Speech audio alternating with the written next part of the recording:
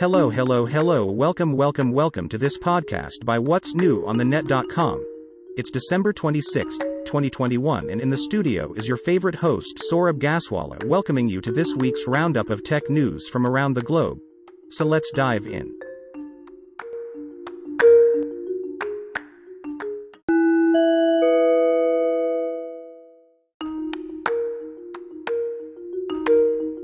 Let's start off with some news around the CES 2022 organized in January by the Consumer Technology Association.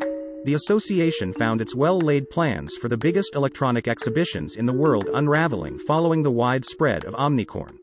The association is determined to host an in-person event at Las Vegas, USA, but one after the other, big tech and electronic companies have started to beg off, preferring to attend it virtually instead. Twitter, Amazon, and a few biggies were the first to go off, followed by Microsoft by the end of the week.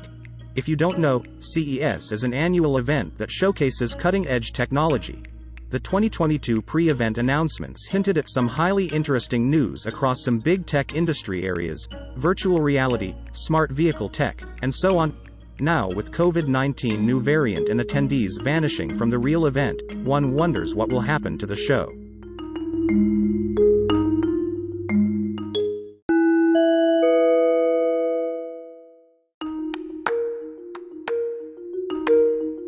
You may have heard of erstwhile Facebook's attempt to create a new internet called the Metaverse. In fact, as part of this, Facebook had changed the name of its holding company to Meta. But here's the thing. As the Metaverse hype sweeps the globe, China's tech giant Baidu has said it, too, was on its way to create this alternate universe, and would take about 6 years to do it. Called the Shirang Metaverse app, a senior executive of Baidu Vice President Ma Jia said despite the app's initial debut last Monday, it would be 6 years for the full launch of the app, according to a report by CNBC.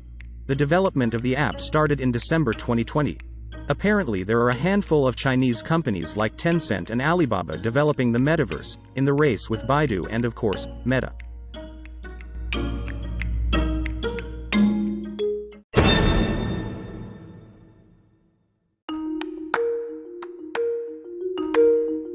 Here is a shout out to founders, co-founders, CEOs, CTOs and C-suite guys of tech unicorns, businesses and startups around the world. Come share your business story on our weekly podcast. CEO Speak is a new slot we have introduced in which the top management of tech companies can tell the rest of their community of their success, their struggles, and so on. Plus, as a bonus, the same will also be published on our website what'snewonthenet.com. Get your invite by writing into us at what'snewonthenet.com, at gmail.com.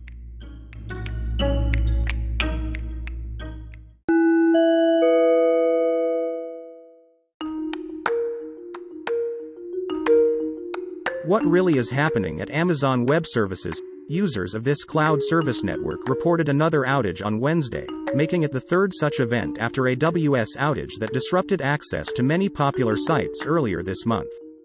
Customers in the Chicago area reported some outages on DownDetector, a popular clearinghouse for user outage reports. Additional outages were reported along the East Coast and other parts of the country. AWS put out a statement later saying it had restored power to all instances and network devices within the affected data center. It was on December 8 that AWS had suffered a historic outage that took down operations at several popular websites and services for more than 5 hours. A week later, the company was hit with another outage on the U.S. West Coast, appeared to cause problems at multiple sites, including DoorDash, Twitch, Hulu and PlayStation Network.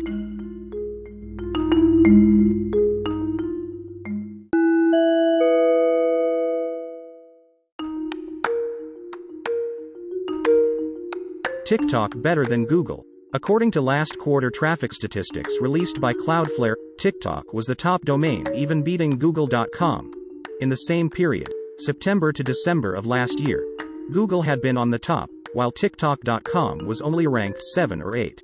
Cloudflare will soon release stats around the most popular domains of 2021. Let's see what that says.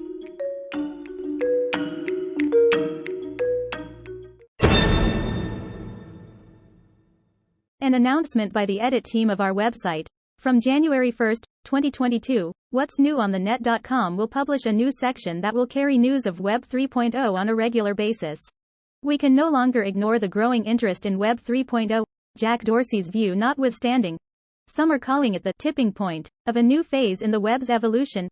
Others, like Jack, are dismissive. Whatever the case, Web 3 is in the news all the time. As a website that's been around for over a decade, What's New on the Net has always been about bringing you stories from the edge, and Web 3 represents just that. So watch out for this new section coming to you from the next year.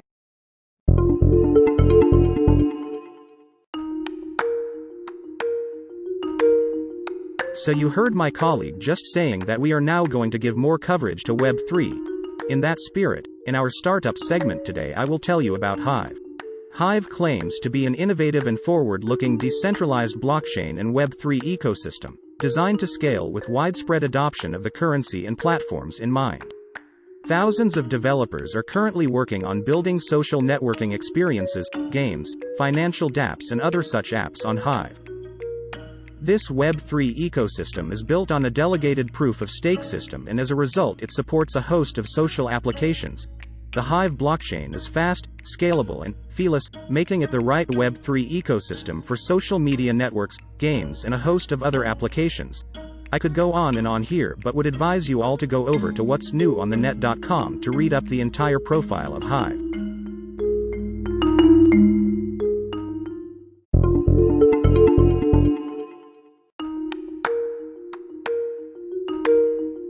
And for those of you out there who want to know how to go about making apps for Web 3, there's Third Web.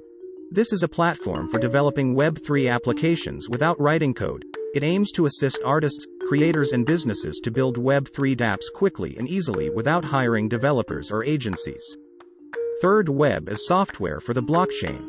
Founded by Stephen Bartlett, and based in the UK, Third Web raised US $5 million in funding from Gary Vaynerchuk and Mark Cuban, among others.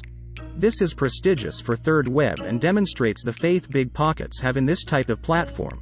So head over to thirdweb.com.